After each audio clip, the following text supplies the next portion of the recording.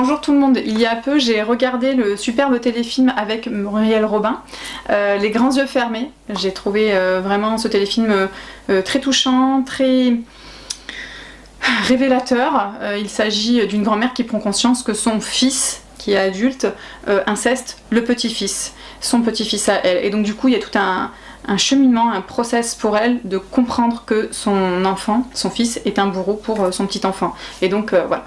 C'est un lourd sujet, hélas très peu souvent traité, mis en lumière, et voilà.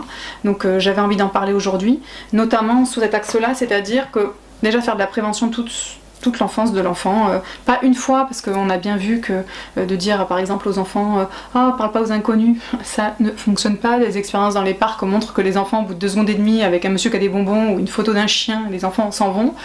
Donc c'est pas suffisant de le dire une fois, il faut que ce soit un peu concret, on peut faire des jeux de rôle et tout. Donc voilà, la culture de l'information, de la prévention à l'inceste et à la pédocriminalité en général, parce qu'il n'y a pas que la famille qui peut incester l'enfant, enfin, qui peut l'agresser sexuellement. Et ensuite de venir gentiment informer votre enfant qui sera ado ou jeune adulte, de dire que s'ils ont un enfant, vous serez là pour le petit enfant.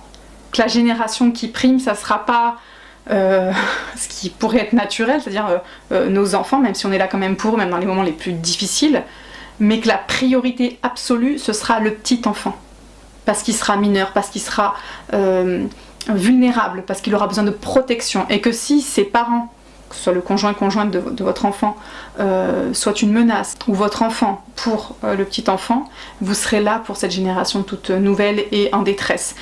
C'est vraiment important d'en parler. Pourquoi ? Parce que ça vient aussi signifier que la loyauté a ses limites. L'amour inconditionnel n'a peut-être pas de limite, peut-être qu'on aimerait notre enfant même s'il viole, il tue, il torture, je ne sais pas.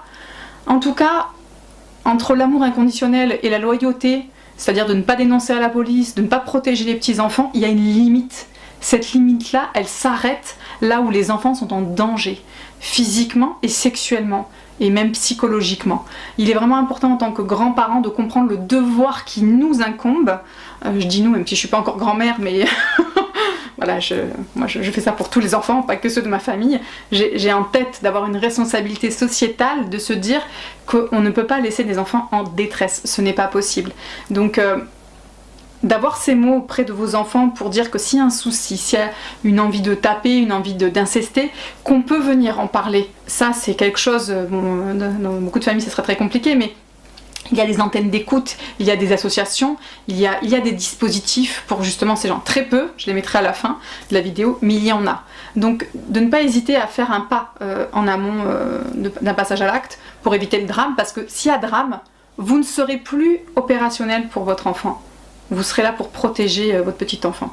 Ce qui ne veut pas dire qu'on rompt le lien et qu'il n'y a plus d'amour. Hein. Tout ce que je l'ai expliqué un petit peu en amont. Mais qu'il va y avoir un positionnement radical de non-loyauté qui va cesser. Et c'est important de mettre des limites aussi pour venir aussi encadrer votre enfant dans lequel vous l'éduquez à ce monde qui ne peut pas tout permettre. Voilà. Et il y a des zones de non-retour aussi dans certaines familles. Donc voilà, il y a des gens qui vont violer, il n'y a plus de contact avec les parents par exemple. Donc voilà. Je vous remercie de m'avoir écouté sur ce sujet si délicat à traiter et à écouter. Je vous dis bon courage. Au revoir.